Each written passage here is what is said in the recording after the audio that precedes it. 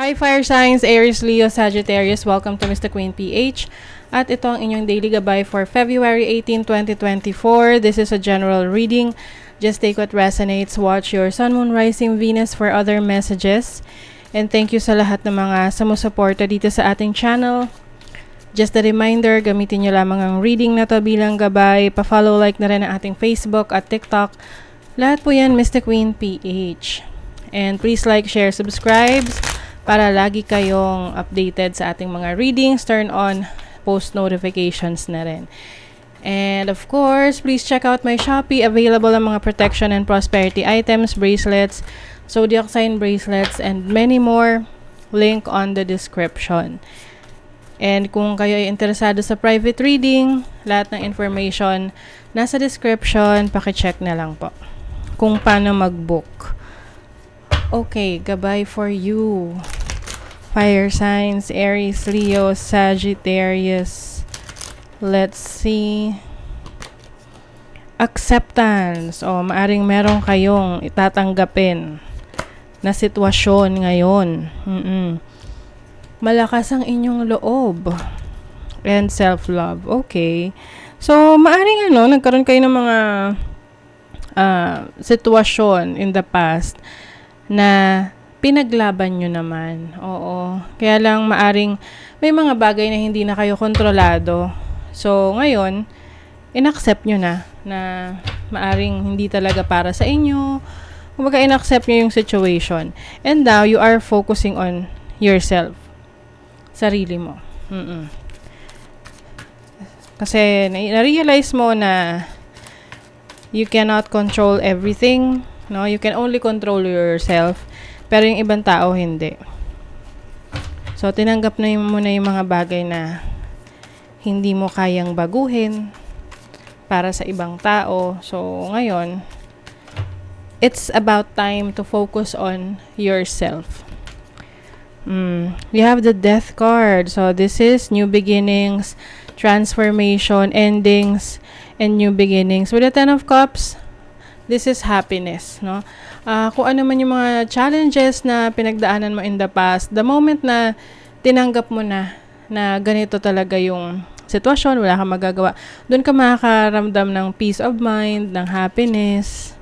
Yan, Two of Wands. May mga plano ka ngayon. Pwedeng may mga options ka available sa'yo kung ano yung path na tatahakin mo. So, kailangan mo na lang mag-decide. And yung decision mo na yon, alam mo na actually kung ano yung best for you. Oo. Alam mo na yan eh. Kailangan mo na lang talagang mag-take action.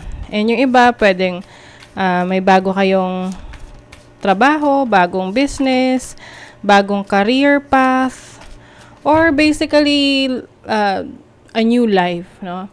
Pwedeng nagkaroon ng ending sa buhay nyo, like separation from someone, and ngayon you are focusing on your love, yung love life mo, like yung sarili mo, yung mga mahal sa buhay mo, yung mga taong nandyan pa rin para sa'yo.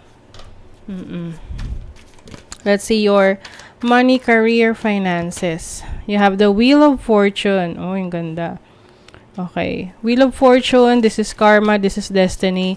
Dinadala ka sa sa iyong life's purpose. So, kung yung iba sa inyo nag-resign or nawala ng trabaho for some reasons, kaya nangyari yan is because meron kayong bagong landas na kailangang tahakin na kung saan dun kayo mas magiging masaya, mas magkakaroon kayo ng fulfillment.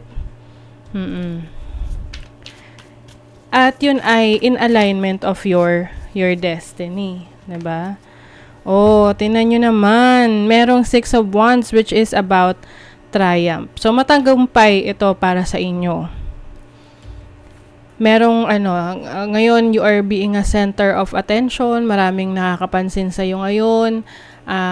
You are being recognized. Merong mga rewards, awards kayong natatanggap sa trabaho, sa career. Meron kayong mga bagong matutuklasan or pag-aaralan. Yung iba sa inyo, meron kayong training ngayon para mas ma-enhance, mas mapagaling pa, mas ma-improve nyo pa yung inyong kakayanan sa trabaho, sa career ninyo. Kaya naman yan ang focus nyo ngayon. Yung iba, meron kayong magandang career sa public service, being in the public eye, pwedeng entertainment, content creation, communication. Nag-involve sa communication, pakikipag-usap sa ibang tao. Yung iba, nasa writing. Oo, meron kayong talent in writing and content creation. Oo, just do it. Kung ano man yung inyong mga plans, no? Gawin nyo na lang. Kasi kung lagi kayo magpo-procrastinate, hindi nyo masisimulan yan. Kung talaga namang naniniwala kayo sa kakayanan nyo, it doesn't matter kung merong hindi maniwala sa inyo. Ang importante kasi kayo, kasi sa inyo magsisimula yan eh. Let's see your love life. Nine of Swords. Stressful ang love life ng iba sa inyo. Yung iba may pag-aalala. Yung iba hindi pa rin makamove on. Iniisip niyo pa rin ang inyong person. Pwedeng ang ka-deal ninyo ay isang fire sign. Aries, Leo, Sagittarius. Kapareho niyong fire sign. Four of Wands. Yung iba naman, pwedeng merong pressure sa inyo ang inyong family. The pressure of settling down. Yung iba, pinipilit na mag-asawa na, lumagay na sa tahimik, magpamilya na. Ganyan. Or may pressure sa paligid nyo, lalo na kung kayo ay nagbabalak ng mag-asawa. Yung mga preparation, 'di ba? Oo. Minsan yung mga ganyan, preparation sa mga kailangan, sa mga kung ano-ano pa sa pagpapakasal. Oo. And maari ring meron kayong partner sa buhay nyo ngayon na medyo nagbibigay sa inyo ng stress for some reasons. Baka meron siyang problema na pinapasa sa'yo. Oo. Pwedeng problema sa pamilya, problema sa bahay, ganyan. Playfulness and open-minded. Okay. So, sa relationship, kailangan din meron kayong merong mga fun times together, no? Na hindi lang puro sobrang seryosong problema lang yung pinag-uusapan nyo. Maaring lalabas din kayo to have fun, bond with each other, parang bata rin, ganyan. Being open-minded in relationship na may mga kanya-kanyang needs ang bawat isa at maging bukas ka sa pangangailangan ng partner mo. And being open, kumbaga, mas maging honest, no, sa feelings mo towards your person, kahit galit man yan o hindi, positibo man yung feelings mo o hindi, mas maganda na open kayo na pag-uusapan nyo para hindi stressful ang pagsasama. Okay? So, that is your reading, fire signs. Thank you so much. Bye!